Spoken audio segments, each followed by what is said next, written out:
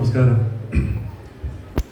കേരള സംസ്ഥാന PTA ആദരണീയനായ president Viji Thampi sir, അതുപോലെ ജനറൽ സെക്രട്ടറി ആയിട്ടിരിക്കുന്ന ജയപ്രകാശ് സാർ, ഞങ്ങൾക്ക് ഇവിടെ അവാർഡ് സമ്മാനിച്ച കേരള ആരോഗ്യ സർവകലാശാലയുടെ vice chancellor Mohanan Oommen sir, അതുപോലെ തന്നെ വേദിയിലിരിക്കുന്ന സംപൂജ്യരായ ഗുരുക്കന്മാരെ, അതുപോലെ സദസ്സിൽ ഇരിക്കുന്ന വിശിഷ്ട വ്യക്തികളെ, സുഹൃത്തുക്കളെ, എൻ്റെ കൂടെ എൻ്റെ ഭാര്യയും മക്കളും അമ്മയും അച്ഛനും അമ്മായിയമ്മയൊക്കെ വന്നിട്ടുണ്ട്. അതുപോലെ തന്നെ മധു സാറ്, എൻ്റെ സുഹൃത്ത്, അതുപോലെ മറ്റുള്ളവർ. തീർച്ചയായിട്ടും അവാർഡുകൾ വാങ്ങിക്കുമ്പോൾ നമുക്ക് സന്തോഷവും വലിയ ചാരിതാർത്ഥ്യവും അഭിമാനവും ഉണ്ടാകും എന്നുള്ളത് യാഥാർത്ഥ്യമാണ്. പക്ഷെ ഇതിനപ്പുറം വലിയൊരു ഉത്തരവാദിത്വം കൂടിയാണ്. കേരള സംസ്ഥാന PTA, ഞാൻ എൻ്റെ കാര്യം പറയാണ്, VHSE വിഭാഗത്തിലെ മാതൃകാ അധ്യാപകനായി തെരഞ്ഞെടുത്തിരിക്കുകയാണ്. ജനറൽ സെക്രട്ടറി ജയപ്രകാശ് സാർ എനിക്കൊരു പണിയും കൂടെ ചെയ്തു. എന്തോന്ന് വെച്ചാൽ, സെപ്റ്റംബർ 5 അധ്യാപക ദിനത്തിന്റെ തലേ ദിവസം എനിക്കൊരു ഫോൺ വരുന്നു. ഞാൻ സ്കൂളിൽ നിൽക്കുക. അപ്പം സെപ്റ്റംബർ 5 ഈ സെപ്റ്റംബർ 5 അധ്യാപക ദിനത്തിന്റെ അന്നൊരു ഗുരു രത്ന പുരസ്കാരം എനിക്ക് ലഭിച്ചിരുന്നു. അത് ബഹുമാനപ്പെട്ട Shri George Onakkoor sir Thiruvananthapuram British library വെച്ച് നടന്ന ഫംഗ്ഷനിലാണ് എനിക്ക് തന്നത്. ഇതിന്റെ കാര്യം സംസാരിച്ചുകൊണ്ടിരിക്കുമ്പോൾ പ്രിയപ്പെട്ടവരെ, ഒരു അനോണിമസ് കോൾ, എനിക്ക് സേവ് ചെയ്തിട്ടില്ലാത്ത നമ്പറിൽ നിന്ന് ഒരു കോൾ വരുന്നു. ഞാൻ സ്പീക്കർ ഇട്ടാ സാധാരണ സ്കൂളിൽ ഫോൺ എടുക്കുന്നത്. അപ്പൊ എന്റെ ചുറ്റും എന്റെ സഹപ്രവർത്തകരും, ഇൻസ്ട്രക്ടർമാരും, ലാബ് അസിസ്റ്റന്റുമാരും, പ്രിൻസിപ്പൽ ഉൾപ്പെടെയുള്ളവർ നിൽക്കുക. ഞങ്ങളൊരു ഫംഗ്ഷന്റെ കാര്യം ആലോചിച്ചുകൊണ്ടിരിക്കുക. ഹലോ, അഭിലാഷ് സാർ അല്ലേ? ഞാൻ പറഞ്ഞ അതെ. ഇത് കേരള സംസ്ഥാന പേരന്റ് ടീച്ചേഴ്സ് അസോസിയേഷൻ സംസ്ഥാന ജനറൽ സെക്രട്ടറിയാണ് ജയപ്രകാശ്. ഞാൻ എടുത്ത വായിൽ താങ്ക് യു സാർ എന്നാണ് പറഞ്ഞത്. അപ്പൊ സാർ എന്നോട് പറഞ്ഞ സെന്റൻസ് ഞാൻ നിങ്ങളോട് പറയാം. എത്ര സരസമായാണ് തൃശ്ശൂർ ജില്ലക്കാര് സംസാരിക്കുന്നതെന്നും മനുഷ്യനെ മനസ്സിലാക്കിയിട്ട് മാത്രമേ സംസാരിക്കാവൂ. ഞാനിപ്പോ ഈ ചെയ്യുന്ന അതേ പ്രസംഗമാണെന്ന് എനിക്കറിയാം. 12:45 1 മണിക്ക് തീരുന്ന ബെല്ലടിക്കുന്ന പീരീഡില് 12:45 ഒരു ടീച്ചർ ഇങ്ങോട്ട് വന്ന് പഠിപ്പിക്കാൻ തുടങ്ങിയ ചോറിനാൻ പാലിരിക്കുന്ന പിള്ളേരുടെ അവസ്ഥ നിങ്ങൾക്ക് ആർക്കും അറിയാവുന്നതിനേക്കാൾ എനിക്കറിയാം. എങ്കിലും പറയാം, സന്തോഷം കൊണ്ടും സാർ അവസരമാണെന്ന് പറഞ്ഞതുകൊണ്ടും പറയാം. നന്ദിയൊക്കെ പറയാൻ വരട്ടെ. PTA അവാർഡിന് അപ്ലൈ ചെയ്തിരുന്നില്ലേ? ഞാൻ പറഞ്ഞ അതെ. അപ്പൊ അപേക്ഷിച്ചവരോട് ഈ വിഭാഗത്തിലുള്ള അവാർഡ് ആർക്കാ ലഭിച്ചതെന്ന് അറിയിക്കാനുള്ളൊരു മര്യാദ ഉണ്ടല്ലോ. അതിനാ വിളിച്ചതെന്നാണ്. നിങ്ങൾ എൻ്റെ അവസ്ഥ ആലോചിച്ച് നോക്ക്. ഓക്കെ സാർ, പറഞ്ഞാട്ടെ. അത് എയ്ഡഡ് VHSE വിഭാഗത്തില് കൊല്ലം ജില്ലയിലെ Idavattam KSM vocational higher secondary സ്കൂളിലെ ഇലക്ട്രോണിക്സ് അധ്യാപകൻ ഒരു GR അഭിലാഷിനെ കിട്ടിയേക്കുന്നു.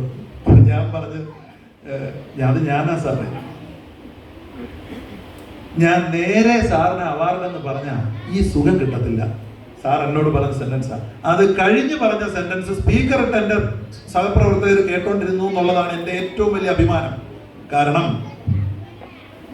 6 or 7 പേരടങ്ങുന്ന ജൂറി അംഗങ്ങൾ 7-8 ദിവസമായിട്ട് സ്ക്രൂട്ടനൈസ് ചെയ്ത് പരിശോധിച്ച ശേഷം തെരഞ്ഞെടുത്ത അവാർഡ് ആയതുകൊണ്ട് അഭിമാനത്തോടെയാണ് സാറിനെ ഈ അവാർഡ് വിവരം അറിയിക്കുന്നത് എന്ന് സാറ് പറഞ്ഞ സെന്റൻസ് എന്റെ സഹപ്രവർത്തകർ ഉൾപ്പെടെയുള്ളവർ കേട്ടു എന്നുള്ളിടത്താണ് ഞാൻ നേരത്തെ പറഞ്ഞു വെച്ച ഉത്തരവാദിത്വം കൂടിയാണെന്ന് പറഞ്ഞ പ്രശ്നം.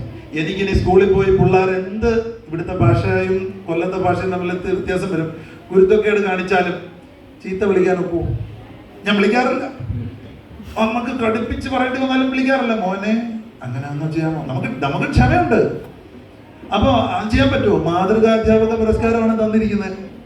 ഇയാളാണ് മാതൃകാ അധ്യാപകൻ എന്ന് ചോദിക്കും. ഞാൻ ഇലക്ട്രോണിക്സാണ് പഠിപ്പിക്കുന്നത്. പ്രായോഗിക പരിശീലനവും മറ്റു കാര്യങ്ങളും ഒക്കെയാണ് ക്ലാസ് റൂം ട്രാൻസാക്ഷനേക്കാൾ കൂടുതൽ. എങ്കിലും പ്രിയപ്പെട്ടവരെ, ഒരു കാര്യം അധ്യാപകർ എന്നുള്ള നിലയിലും പേരൻസ് എന്നുള്ള നിലയിലും നമ്മൾ അറിഞ്ഞിരിക്കണം. ക്ലാസ് റൂമിൽ നമ്മൾ എങ്ങനെ പഠിപ്പിക്കുന്നു, എന്ത് പഠിപ്പിക്കുന്നു എന്നുള്ളതല്ല ഒരു അധ്യാപകനെയും ഒരു കുട്ടിയും വിലയിരുത്തുന്ന ഘടകം. ഇത് പറയുന്നത് ഞാനാണ്. എൻ്റെ സർവീസ് എന്ന് പറയുന്നത് ഇപ്പൊ 22 വർഷമായി. ഞാൻ VHSE വർക്ക് ചെയ്തിട്ടുണ്ട്. അതിന് മുമ്പ് എഞ്ചിനീയറിംഗ് കോളേജ് പഠിപ്പിച്ചിട്ടുണ്ട്. ടെക്നോ പാർക്കിൽ ഒരു 2-3 മാസം വർക്ക് ചെയ്തിട്ടുണ്ട്. അപ്പൊ അതിനകത്ത് ഞാൻ മനസ്സിലാക്കിയ ഒരു കാര്യം, കുട്ടി നമ്മളെ പഠിപ്പിക്കാത്ത സമയത്താണ് നമ്മളെ ഒബ്സർവ് ചെയ്യുന്നത്. നമ്മളൊരു പ്രശ്നം പരിഹരിക്കുന്നത് എങ്ങനെ? ഒരു കുട്ടിക്ക് ഒരു മുറിവ് പറ്റിയാൽ എങ്ങനെ പരിഹരിക്കും? കുട്ടികൾ തമ്മിലുള്ള പ്രശ്നങ്ങൾ പരിഹരിക്കുന്നത്, സാറുമാർ തമ്മിലുള്ള കാര്യങ്ങളിൽ നമ്മൾ എങ്ങനെ ഇടപെടുന്നു, ഒരു വിഷയത്തിൽ നമ്മൾ ഇടപെട്ടാൽ എങ്ങനെ ആ സാറ് കൈകാര്യം ചെയ്ത് അവസാനിപ്പിക്കുന്നു എന്ന് മാത്രമാണ് കുട്ടി ശ്രദ്ധിക്കുന്നത്. അപ്പോഴാണ് ഈ മാതൃകാധ്യാപക പുരസ്കാരത്തിന്റെ പ്രാധാന്യം വരുന്നത്.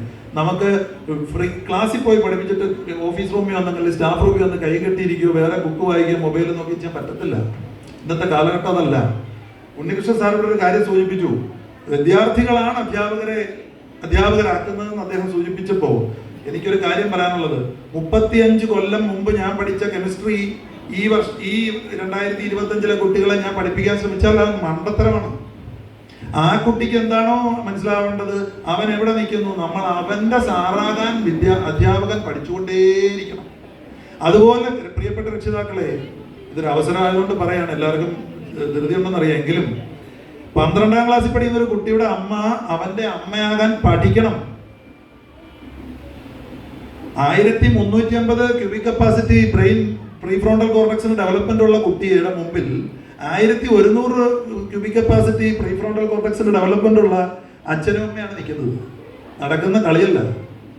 എങ്ങനെ ആ കുട്ടിയുടെ നല്ല അമ്മയാകാം, എങ്ങനെ ആ കുട്ടിയുടെ നല്ലൊരു അധ്യാപകനാകാമെന്ന് നമ്മൾ പ്രിപ്പയർ ചെയ്യേണ്ട കാലമാണ്. കൊച്ചു പണിയല്ല അധ്യാപനമെന്ന് മറ്റുള്ളവരോട് ഞാനൊന്ന് ഓർമ്മിപ്പിച്ചുകൊണ്ട്, എൻ്റെ ഈ പേരന്റ് ടീച്ചേഴ്സ് അസോസിയേഷൻ എൻ്റെ സഹപ്രവർത്തകരുടെ മുമ്പിൽ വെച്ച് എല്ലാവരോടും ഇന്നോവ വിളിച്ച് വരാനിരുന്നയാ. സാറിനെ ഞാൻ വിളിച്ചും ചോദിച്ചു എന്നായിരിക്കും സാറെ ഫംഗ്ഷൻ.